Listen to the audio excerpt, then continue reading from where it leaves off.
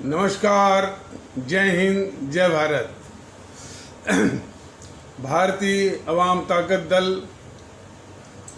अपने भारतीय भाई बहनों अर्थात अपने देश भारत की जनता अर्थात अपनी भारतीय अवाम से भारतीयता आधारित आपसी श्रद्धा, भारतीयता आधारित आपसी स्नेह, भारतीयता आधारित आपसी प्रेम, भारतीयता आधारित आपसी अखलाक मोहब्बत, भारतीयता आधारित आपसी सहयोग, भारतीयता आधारित आपसी सम्मान, भारतीयता आधारित आपसी एकता, भारतीयता आधारित आपसी भाईचारा तथा भारतीयता आधारित आपसी सद्भाव को समझने व उसे आत्मसात करके वैसा ही आचरण एवं व्यवहार करने हेतु और इसके पूरे देश में प्रचार प्रसार करने हेतु और इसकी अहमियत और महत्व को प्रत्येक देशवासी को समझाकर इसे अपनाते हुए उसी अनुसार आचरण एवं व्यवहार करने हेतु और प्रत्येक देशवासी को अपना ही भारतीय भाई बहन मानकर, समझकर, अपनाकर उनके साथ वैसा ही उसी अनुसार आचरण एवं व्यवहार करने हेतु सतत, सदैव और हमेशा अदब के साथ, आदर के साथ अर्ज करता है, विनती करता है। आज 10-11 महीनों से भारतीय अवाम ताकत दल जो YouTube के संदेश के माध्यम से अपने देशवासियों में भारतीयता आधारित एकता, भाईचारा, सद्भाव, अखलाक मोहब्बत, आपसी सम्मान, आपसी सहयोग के लिए जो विनती कर रहा है और जो हमारे राष्ट्रभक्त शिरोमणि नेताजी सुभाष चंद्र बोस, शहीद आजम भगत सिंह, अमर शहीद चंद्रशेखर आज़ाद, अमर शहीद अशफाकुल्ला, अमर शहीद खुदीराम बोस, अमर शहीद श्रीमती रानी लक्ष्मीबाई, अमर शहीद सुब्रमण्यम भारती, अमर शहीद श्रीमती रानी चंद्रिमा, अमर शहीद श्रीमती रानी गडिलू इत्यादि की कुर्बानी और शहादत, जिनकी कुर्बानी और शहादत की बदौलत इस मुल्क को आज़ादी मिली, हम सबको आज़ादी मिली। उन्हीं के आशीर्वाद, उन्हीं की प्रेरणावश भारतीयता आधारित एकता, भाईचारा, सब कुछ और भारतीयता आधारित राष्ट्रभक्ति, देशभक्ति, मुल्क परस्ती, अवाम परस्ती का जो संदेश YouTube के माध्यम से भारतीय अवाम ताकत दल आज पिछले 11-12 महीनों से दे रहा है, उसके परिणाम स्वरूप काफ़ी उत्साहवर्धक सहभागिता की सूचनाएं भारतीय अवाम ताकत दल को मिल रही हैं। कुछ के नाम तो बहुत ही उल्लेखनीय हैं, उनका नाम भारतीय अवाम ताकत दल अवश्य लेना चाहेगा, जिसमें कि इलाहाबाद के एक पंडित जी हैं, इन्होंने इसकी कामयाबी के लिए यज्ञ भी किया हुआ है। मथुरा के भी एक पंडित जी हैं जो भी इसमें बढ़ चढ़ के हिस्सा लिए हैं। वो महाराजगंज के एक मणि जी हैं, उन्होंने बढ़ चढ़ के हिस्सा लिया है। अमरोहा के मुन्नू खान जी हैं। आगरा के जो है वो कोई अली जी है। और कल जो है हमारी एक बच्ची फातिमा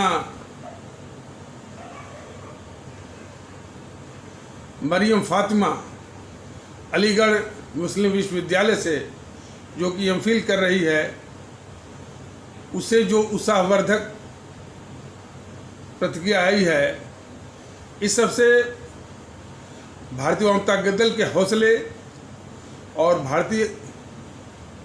आदरणीय भारतीय भाई बहनों के, आदरणीय भारतीय अवाम के हौसले काफ़ी बढ़े हैं। भारतीय एकता को लेकर के। और इन सभी भारतीय भाई बहनों से एक ही निवेदन है कि इस समय यूट्यूब की संख्या लगभग 450 के आसपास, 425 से 450 के आसपास हो रही है। आप लोग ऐसी व्यवस्था करें, आप लोग जानकार भी हैं। मेरे पास तो वक्त नहीं है, मेरे पास थोड़ा संसाधन की भी कमी हो सकती है। इसको अधिक से अधिक अपने भारतीय भाई बहनों में आगे बढ़ाएं। इसको सोशल मीडिया पर ज़्यादा से ज़्यादा प्रसारित करें, लोग इसको देखें और ये भारतीयता का अभियान जो है जन जन तक पहुँचे। ये सभी अपने संबंधित भारतीय भाई बहनों से एक विनम्र अर्ज है, विनती है। खास करके मरियम फातिमा जैसे बच्चियों से, उन माने भारतीय बहनों से। और बहुत खुशी की बात है कि हमारे इन बच्चे जो हैं, जो भारतीय बहनें हैं, इनमें भी भारतीयता का जज्बा उसी हौसले से उत्पन्न हो रहा है कि देश में भारतीयता का माहौल आना चाहिए। और ये भारतीयता का माहौल सिखाता है कि मुल्क भारत ही अपने लिए सब कुछ है, सर्वोच्च है, इसके आगे कुछ भी नहीं है।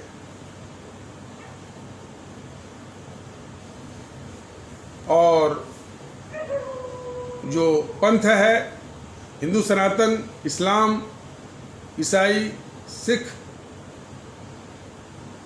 उसका भी सम्मान है। लेकिन उसके साथ भारतीय जनता दल की यही विनती है कि उसको व्यक्तिगत रूप से निभाना है, घर के अंदर निभाना है। जो भी विधि पसंद हो वो ससम्मान उसको निभाइए। किसी का भी, किसी भी दल का भी, किसी का भी उसमें कोई हस्तक्षेप और दखल नहीं है। लेकिन जो हमारा भारत के समाज में, जो सामूहिक समाज में, राष्ट्रीय जीवन में, भारतीय जीवन में पंथ की कोई भूमिका नहीं है, नहीं है, नहीं है। हम लोग शुद्धतः भारतीय हैं और कुछ भी नहीं है। और हमारा अपने देशवासियों के बीच में जो बंधन है, जो नाता है, जो रिश्ता है, वो सिर्फ भारतीयता का है कि हम सभी लोग आपस में बराबर हैं, तो हर तरह से बराबर हैं, कोई भेद नहीं है। और यही आपस में बंधन है, आकर्षण है, और यही सद्भाव है, और यही इसका मूल मंत्र है। तो बहुत खुशी की बात है कि हमारे भारतीय भाई बहन इसकी अहमियत को समझ रहे हैं और धीरे धीरे शरीक हो रहे हैं। बस उनसे विनती यही है कि कुछ ऐसा प्रबंध करें कि ये सारे वीडियो सभी लोग देखें और सभी लोग इसके सहभागी बने और ये इसका संदेश जो है जन जन तक पहुँचे। भारतीय जनता दल ये बराबर बताने की कोशिश कर रहा है कि जहां एक ओर हमारे देश में भारतीयता आधारित एकता, भाईचारा, सद्भाव, आपसी सहयोग, आपसी सम्मान, आपसी अखलाक मोहब्बत की नितांत आवश्यकता है और जिसकी अहमियत को हमारे भारतीय भाई बहन अब समझ रहे हैं, इसमें शामिल हो रहे हैं, इसमें शरीक हो रहे हैं। ये बहुत ही उत्साहवर्धक और सुकून और खुशी का विषय है। वहीं पर हमारे मुल्क में इस देश के शत्रु जो है, इस मुल्क के खिलाफ देश विरोधी गतिविधियों में निर्बाध रूप से संलिप्त हैं, सक्रिय हैं। इस संबंध में भारतीय जनता दल ने एक बहुत बड़ी गुत्थी के विषय में इशारा किया था। एक आरएसएस संगठन है और जीएनपीसी, गांधी नेहरू परिवार चांदा चौकड़ी, जिसके विषय में भारतीय वाम ताकत दल ने बराबर कहा है कि ये मूलतः ये अपराधियों का शातिर अपराधियों का एक गिरोह है, कुछ अपराधों को छोड़ करके, और इस मुल्क की बहुत ही खतरनाक शत्रु है, सर्वाधिक ऐतिहासिक गद्दार भी है और सबसे खूंखार औपनिवेशिक ताकत है। इस देश के लिए बहुत बड़ी अभिशाप। और वाम दल भी इस मुल्क के लिए बहुत ही खतरनाक शत्रु और बहुत बड़े गद्दार हैं।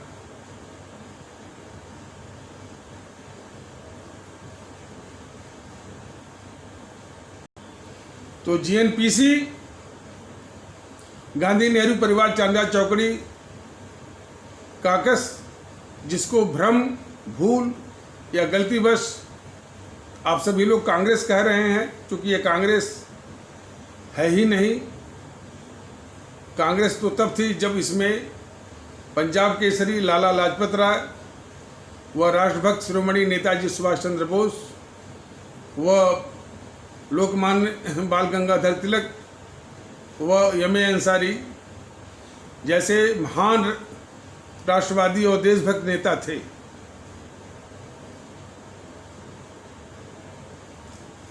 वो ये तो एक पारिवारिक कुनबा है, एक फैमिली कोटेरी है, जो कि संगठन पर गेंडुली मार करके इसको जकड़ी हुई है, अपने स्वार्थ और अपने हिसाब से इसको चलाती रहती है, घुमाती रहती है।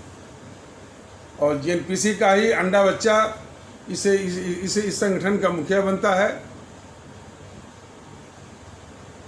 और यदि इस संगठन को ये सत्ता मिलती है तो उसी का अंडा बच्चा ही देश का प्रधानमंत्री बनता है। और यदि पेट में अंडा पूरी तरह विकसित न हुआ हो, यदि फेटस वो अंडर प्रोसेस हो, तो वही पार्टी का मुखिया हो, वो मनोनीत होगा या वही बनेगा और वही प्रधानमंत्री बनेगा। ये इसकी फितरत है, ये इसका डीएनए है और ये इसकी करतूत है। तो वो जीएनपीसी और आरएसएस का एक गठजोड़ है जो कि हमारा मुल्क जानता नहीं है, लेकिन उस मुल्क को जानने की जरूरत है। अंदर खाने में इन दोनों का गठजोड़ है, बल्कि यहाँ तक कि जो आरएसएस जो है वो जीएनपीसी का बिल्ली का पंजा है, कैट्स पा से कहते हैं। कैट्स पा के विषय में ये कहावत है, यह कहावत और तथ्य है कि वो शख्सियत, वो हस्ती जिसके लिए कैट्स पा हो, जैसे मान लें कि ये एनपीसी के लिए कैट्स पा है आरएसएस, उसके लिए वो काम करे जो औरों की बस का ना हो। वाकई में एक ऐसा झूठ जिसका कोई आधार नहीं है। हमारा देश भारत के संविधान के द्वारा संचालित, कंडक्टेड, आदेशित, मैंडेटेड, निर्देशित, डायरेक्टेड तथा नियंत्रित, कंट्रोल्ड है। सारी संवैधानिक हस्तियां, राष्ट्रपति, प्रधानमंत्री, मंत्री, सांसद, सभासद, सर्वोच्च न्यायालय, उच्च न्यायालयों के मूर्तिगण, न्यायमूर्तिगण, सभी भारत के संविधान के और उसके संविधान की रक्षा की शपथ लेते हैं। इसलिए हमारा ये मुल्क भारत गणराज्य है, भारतीय गणतंत्र है, इंडियन रिपब्लिक है। यकीन न हो तो जो आपको पासपोर्ट मिलता है उस पर क्या लिखा है उसको आप देख लीजिए। ये लिखा है इंडियन रिपब्लिक, भारत गणराज्य, ये जानते हुए भी आरएसएस इसको हिंदू राष्ट्र कहती है और बीजेपी के कुछ सिरफिरे नेताओं के द्वारा भी वो हिंदू राष्ट्र कहलवाती है। जानते हैं कि इसका असर क्या होता है और तर्क क्या गढ़ता है आरएसएस। कहता है कि हम तो जितने भी भारत में लोग रहते हैं उनको हिंदू मानते हैं। ये भी कोई तर्क है? भारतीय जनता दल ने बताया हुआ है कि जितने दुष्ट किस्म के होते हैं उनका तर्क भी उतना ही दुष्टता भरा होता है। एक तो इसका दुष्टता से भरा वक्तव्य कि ये हिंदू राष्ट्र है और उससे भी ज़्यादा दुष्टता से ये उसका तर्क कि जितने लोग हैं वो सबको हिंदू मानता है। कम से कम इतना तो ज्ञान रखता कि यह देश जो है संविधान से चलता है, जिसने सबको एक भारतीय नागरिक की मान्यता दी है। इसने सारा वजूद खत्म करके, सारे वजूद को सबस्यूम करके भारतीय संविधान ने एक ही मान्यता दी हमारे देशवासियों को, भारतीय नागरिक का, अपने प्रस्तावना के जरिए यह बोल करके we the people of India, हम भारत के लोग। तो 26 जनवरी 1950 के पहले हमारी कोई भी पहचान रही हो, जाति के आधार पर, संप्रदाय के आधार पर, भाषा के आधार पर, प्रांत के आधार पर, जो भी रहा, सारी पहचान जो है मिल करके सबस्यूम हो करके एकमुश्त हमारी पहचान अब रह गई भारतीय नागरिक। ये संविधान और इस देश में भारत का संविधान ही चलेगा। कोई कहता है कि इसमें हमारे वेद के अनुसार चलेगा, हमारी मनुष्य स्मृति के अनुसार चलेगा, कुरान के अनुसार चलेगा, शरिया के अनुसार चलेगा। बिल्कुल नहीं।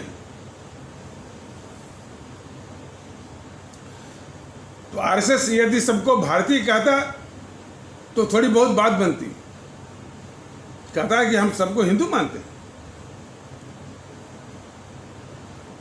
उसको इतना भी ज्ञान नहीं कि जब इस देश के संविधान ने हमारे वजूद ही ये बना दिया कि हम भारतीय नागरिक हैं, तब कहाँ हम हिंदू रह गए और मुस्लिम रह गए और सिख रह गए और ईसाई रह गए। संवैधानिकतः भी हम भारतीय हैं और इसके इतर जो बोलता है वो निश्चित है कि बहुत ही झूठ बोल रहा है, इस देश के साथ धोखा कर रहा है और इस आवाम के साथ धोखा कर रहा है।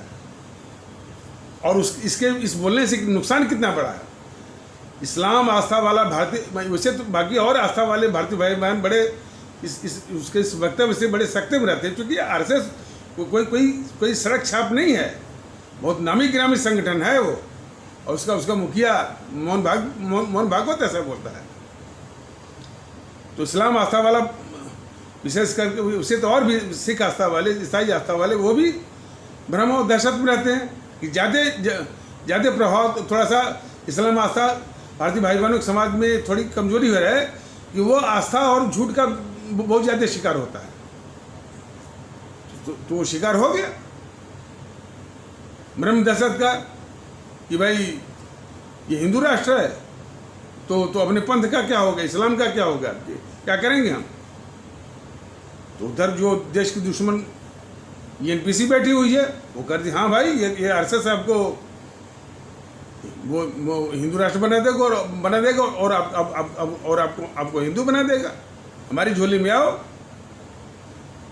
हमको समर्थन दो, हमारा वोट बैंक बनो। और इसके आगे तमाम बातें, इस सब की जड़ में है आरएसएस। तो जेएनपीसी ऐसी खतरनाक और दुष्ट देश की शत्रु पार्टी को सत्ता में बिठाने का 70 साल यदि किसी ने साजिश की है तो वह है आरएसएस। इसीलिए आरएसएस जो है वो जेएनपीसी का बिल्ली का पंजा है। यह काम कोई और कर सकता ही नहीं सिवा आरएसएस की।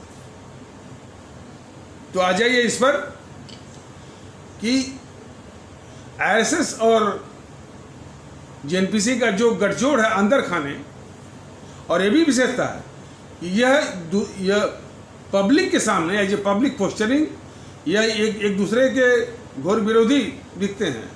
तो आरएसएस तो कुछ जवाब देता नहीं है, बल्कि जेएनपीसी सारा आरोप कि आरएसएस देश को बांटती है, आरएसएस जो है वो ध्रुवीकरण करती है, आरएसएस जो है वो सांप्रदायिक है, अपने से ही नहीं सभी दलों से, सपा हो, बसपा हो, टीएमसी हो, एनसीपी हो, डीएमके, एआईए-एडीएमके, टीडीपी, सभी पार्टी छोटे छोटे लोगों से बस कोई बात हो आरएसएस आरएसएस आरएसएस, ताकि सारा कूड़ा करकट जो है वो जेएनपीसी माने जेएनपीसी के मथे से अपराध का, देशद्रोह का, देश की दुश्मनी का सारा कूड़ा करकट आरोप जो है वो बिल्कुल साफ कर ले, और जो है और इसको स्वीकारने के लिए आरएसएस बैठी हुई है ताकि जेएनपीसी के माथे से ये सारे आरोप हट जाएं, धुल जाएं।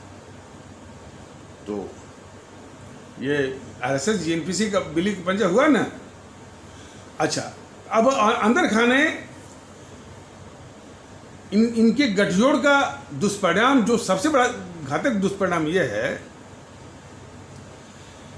कि हिंदू सनातन आस्था वाला जो भारतीय भाई बहनों का समाज है, उसमें इस गठजोड़ से जो कौन गठजोड़, जेएनपीसी और आरएसएस का अंदर खाने में जो गठजोड़ है, हालांकि पब्लिक सामने एक दूसरे एक शत्रु के रूप में, और शत्रु में भी जो आरएसएस है वो खामोश रहता है, वो सारे आरोप झेलता है जेएनपीसी और जेएनपीसी के साथ और भी लोगों का खामोश रहता है, और खास करके जेएनपीसी के पापों को धुलने के लिए। तो होता क्या है कि हिंदू सनातन आस्था वाले भारतीय भाई बहनों के समाज में एक ऐसे दृष्टिकोण का इस गठजोड़ के कारण विकास हुआ कि देश के साथ जितनी गद्दारियां हुई, देश के साथ जितनी दुश्मनी हुई, और वो देश के साथ गद्दारी किसने किया, जेएनपीसी का नेहरू, जेएनपीसी की इंदिरा, जेएनपीसी का राजीव, और ये सोनिया, राहुल, प्रियंका सब कर रही हैं। तो इसके लिए जो दृष्टिकोण पनपा है हिंदू सनातन आस्था वाले भारतीय भाई बहनों के समाज में, इसके लिए वो जेएनपीसी या जेएनपीसी के इन गद्दारों को जिम्मेदार नहीं मानते हैं, वो इस्लाम आस्था वाले भारतीय भाई बहनों के कुछ तत्वों को मानते हैं, और कभी कभी पूरे समाज को भी लपेटते हैं। मतलब जेएनपीसी को गद्दार नहीं मानते हैं।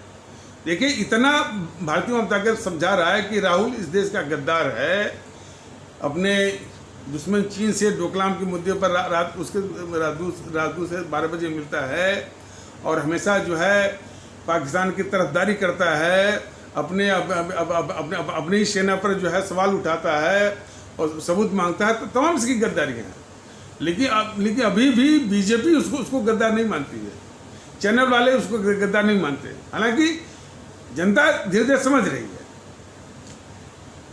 तो यह है उसमें दिक्कत,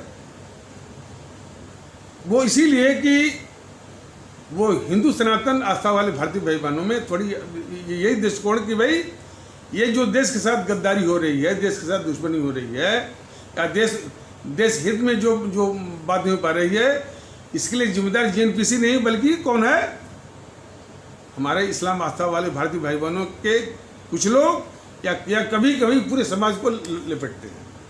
एक तो ये गलत दृष्टिकोण का पनपना है हिंदू सनातन आस्था वाले भारतीय बहनों के समाज में, और वहीं दूसरी ओर इस्लाम आस्था वाले भारतीय भाई बहनों के समाज, जो कि जेएनपीसी इतनी गद्दार है, वामपंथी इतने गद्दार है इस समाज को तोड़ने वाले सपा बसपा हैं, इन पर निशाना नहीं साधते हैं।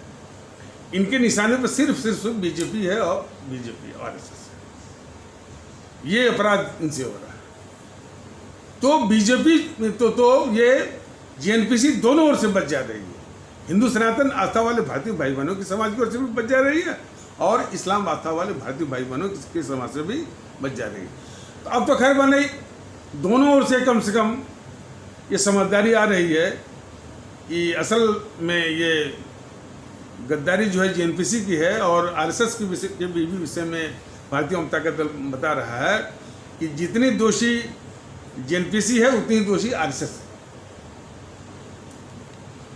अब आरएसएस के ही इशारे पर ये बीजेपी जो है जेएनपीसी को बचा रही है। जेएनपीसी के सारे घोटाले को, हालांकि घोटाले का नाम चुनाव के वक्त तो लेती है, वो भुना भी लेती है, वोट भी ले लेती है और सत्ता भी हथिया लेती है, सत्ता का सुख भी भोग रही है, लेकिन सारे घोटाले को वो निगल गई, खा गई, उसकी वो चर्चा तक नहीं है।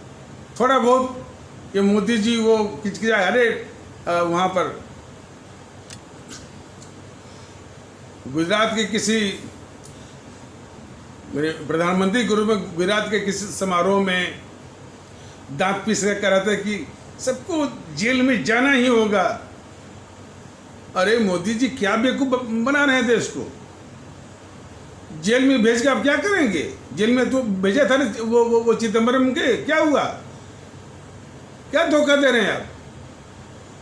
ये सब इतने शातिर किस्म के अपराधी हैं, वो जेल से क्या होगा? कुछ नहीं होगा। यदि कुछ कर पाइए उसे तो आप करेंगे नहीं, ये तो पक्का धीरे विश्वास रहा कि आप कुछ भी नहीं करेंगे। वो जो नेशनल हेराल्ड वाला केस भी वो आपका केस नहीं है, वो सुब्रमण्यम स्वामी ने किया हुआ है। जो 5,000 करोड़ वाला जो हेरा फेरी वाला है 5,000 करोड़ का, वो सुब्रमण्यम स्वामी का। अब आपका तो कोई भी केस नहीं है। आपने तो बल्कि कोयला घोटाला आपने शुरू किया, आपने जो है किसी सचिव को लटका दिया, लेकिन कोयला मंत्री कौन था? मनमोहन, उसको आपने छोड़ दिया।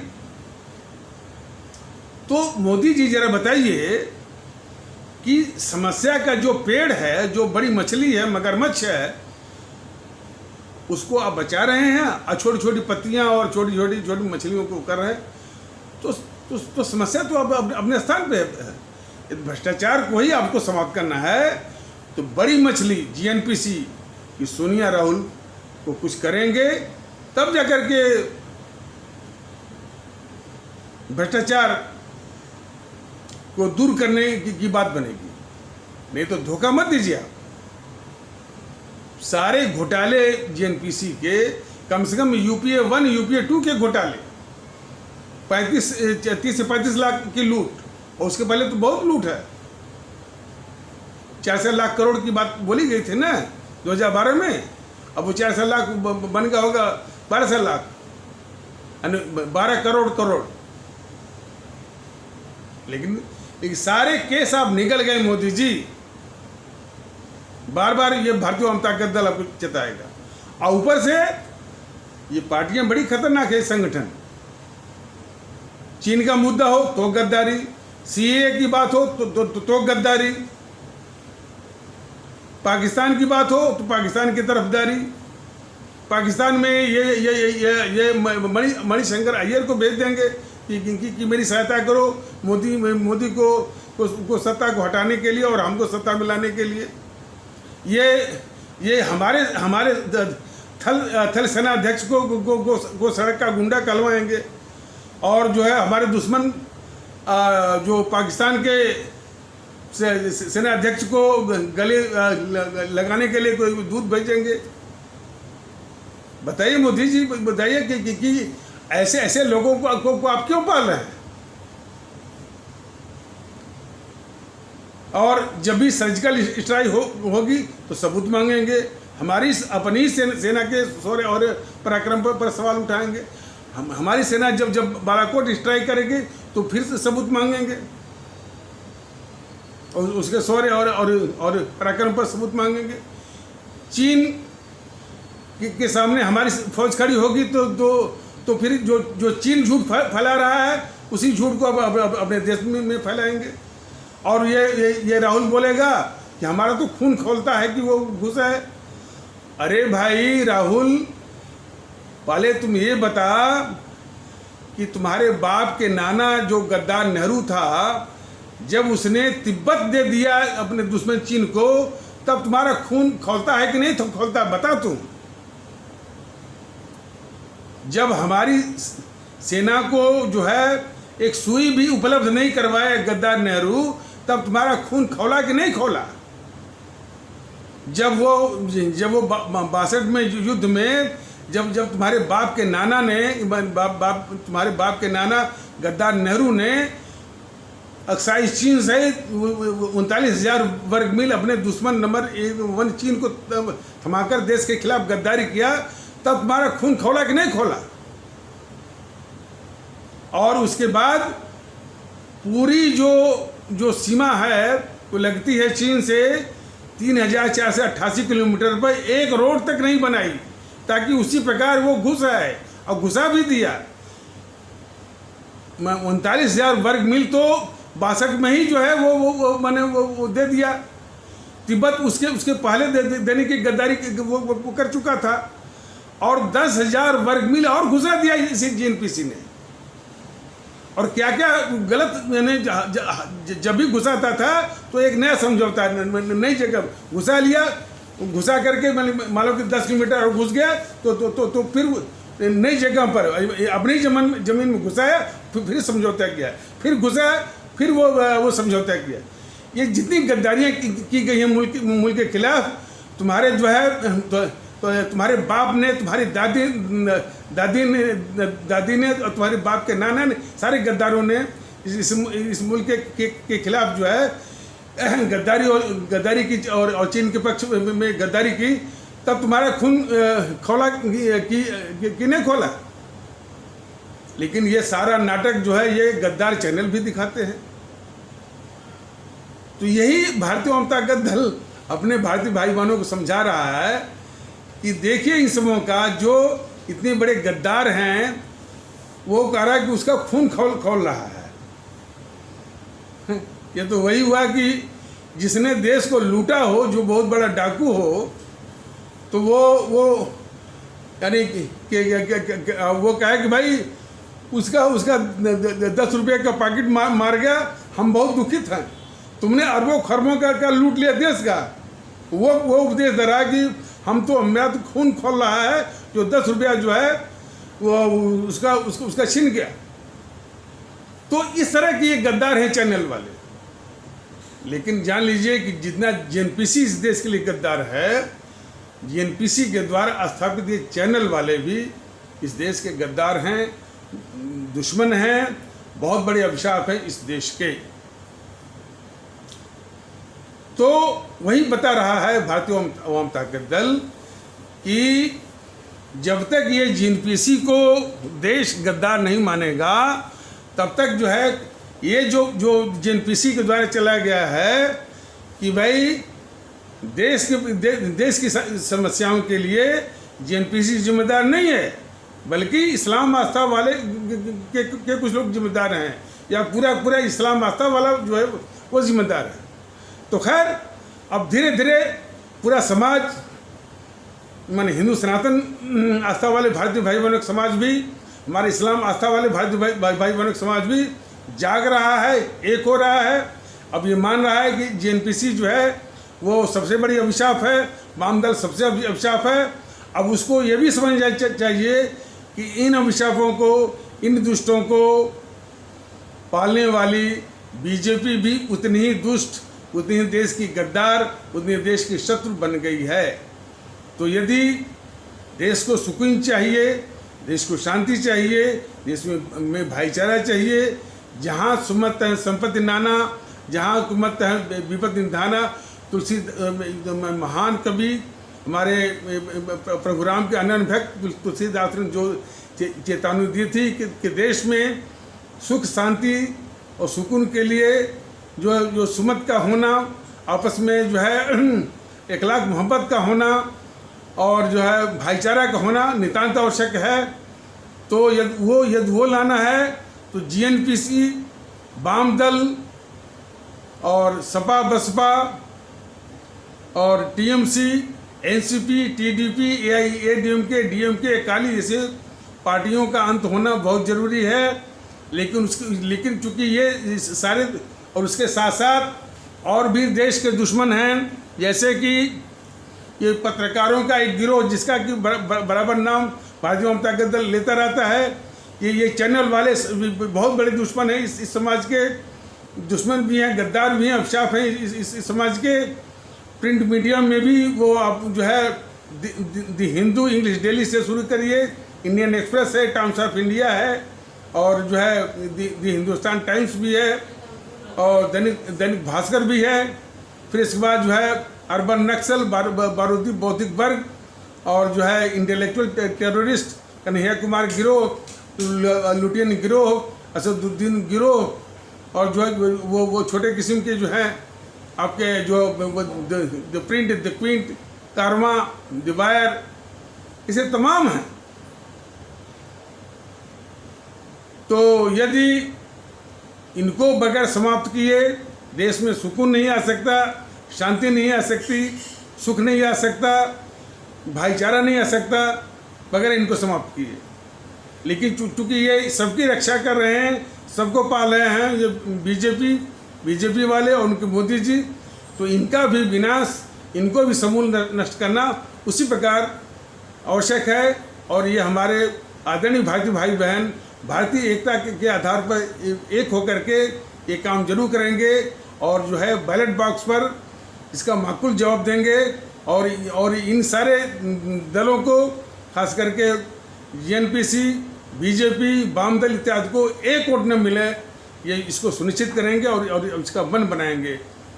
और इन्हीं आवश्यक शब्दों के साथ इस आवश्यक परिचर्चा को यहीं पर विराम दिया जाता है। तब तक के लिए नमस्कार, जय हिंद, जय भारत।